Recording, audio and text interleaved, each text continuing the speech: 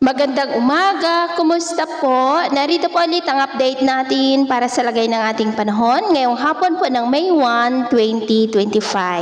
Sa ngayon po ay base dito sa weather model natin ginagamit, gaya ninyong napapansin ay mayroon pa rin pong dalawang banta ng sama ng panahon na nasa silangan ng Mindanao na pareho po na nakapaloob sa Intertropical Convergence Zone.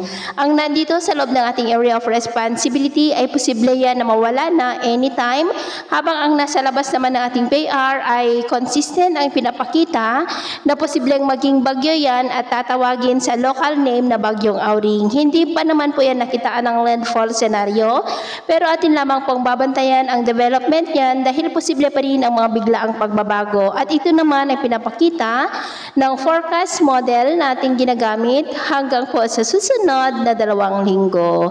At sa lagay ng ating panahon, ngayong hapon ay maulap ang kalangitan with isolated rains sa ilang bahagi ng Cordillera, Ilocos Region, ilang bahagi ng Cagayan, Zambales, Pampanga, Camarines Sur, Sorsogon, Occidental Mindoro, Palawan, Masbate, Samar Provinces, Leyte, Basilan, Zamboanga Peninsula, Northern Mindanao, Caraga, Davao Region, at ilang bahagi po ng Sorsogon. At mamayang gabi may tsansa pa rin ng mga isolated rains sa ilang bahagi po ng Northern Luzon, Central Luzon, Sorsogon, Quezon, Southern part ng Samar, Bohol, Leyte, maging po sa Negros at Mindanao. Kaya mag-ingat tayo dahil posible pa rin po ang mga banta ng mga pagbaha at pagguho ng lupa. At sa atin naman pong mga baybayin, wala naman po tayong nakataas na namang gale warning signals, pero ba yung pag-ingat lamang po kung papalaot tayo para po mas makaiwas sa mga sakunang pangkaragatan.